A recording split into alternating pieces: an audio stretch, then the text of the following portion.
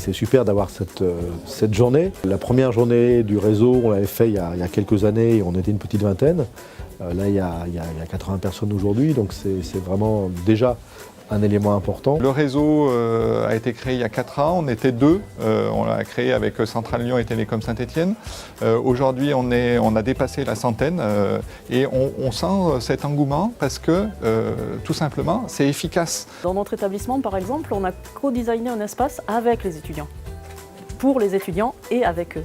Donc là ça s'est passé dans le cadre de TD, c'était dans le cadre de leur formation et ils ont créé eux-mêmes un espace qui après est devenu leur salle de travail collaboratif. Et donc quand on associe les utilisateurs finaux à la création d'un lieu, normalement ça marche.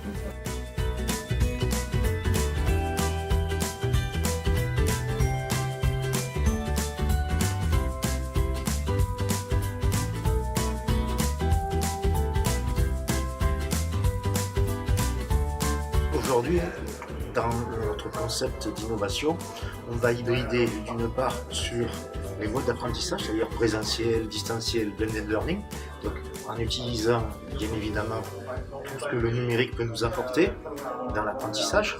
Le fait de venir ici, ça nous permet d'une part de rencontrer des personnes qui ont mis en place ces lieux d'apprentissage, ces learning labs, d'échanger sur les bonnes pratiques et trouver ensemble des idées d'innovation pour améliorer ces espaces favorables à l'apprentissage, ces espaces favorables à l'innovation.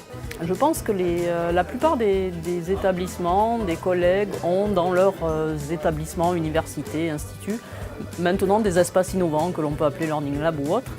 Et on se retrouve tous confrontés, moi la première, à la difficulté de comment animer, comment créer de la vie autour de ces espaces, comment parfois passer à l'échelle, parce qu'on a souvent fait avec beaucoup d'énergie des prototypes, mais après on nous demande de le redéployer sur 20-30 espaces dans un même établissement. C'est aussi d'une part de répondre aux attentes de notre public, premier, et puis de réfléchir sur comment est-ce qu'on apporte des contenus pédagogiques de manière un tout petit peu plus efficace que le push traditionnel en amphithéâtre. Moi, je crois fondamentalement au lien entre les méthodes pédagogiques, l'impact des technologies et aussi la transformation des lieux d'apprentissage, qui sont vraiment les 3 points importants à prendre en compte quand on conçoit ces nouveaux lieux.